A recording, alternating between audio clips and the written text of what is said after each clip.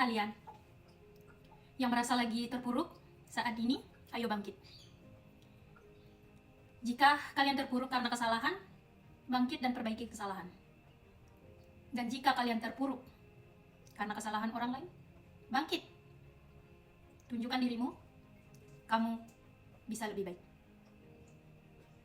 Buktikan bahwa kamu tidak seperti yang orang pikirkan.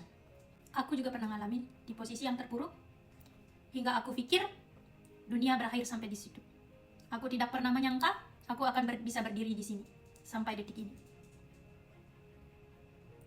Aku bukan orang yang baik. Aku tidak sempurna, tetapi aku pernah mencoba untuk menjadi orang yang baik. Tetapi sebagai manusia, aku juga melakukan banyak kesalahan. Aku pernah dijauhin teman-teman. Aku pernah dijauhin hampir semua orang. Dan bahkan yang datang dalam hidupku hanya beberapa orang yang bisa dihitung dengan jari.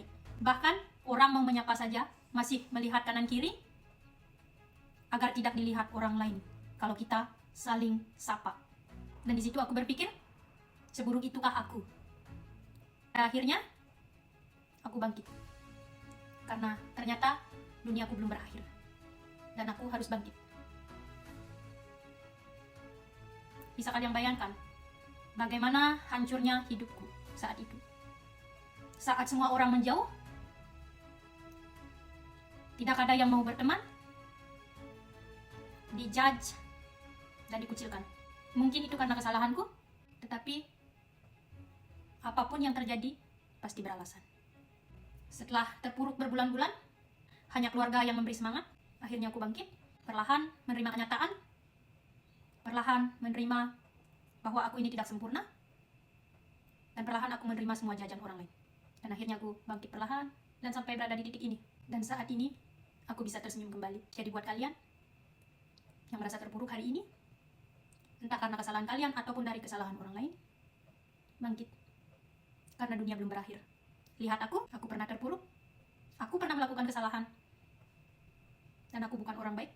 Aku pernah dikhianati, aku pernah mengkhianati, aku pernah baik, aku pernah jadi orang jahat. Dan sekarang saatnya aku memperbaiki diri dan bangkit. Jadi buat kalian yang ngalamin hal yang sama, ayo bangkit. Pesanku, bangkit. Jangan menyerah.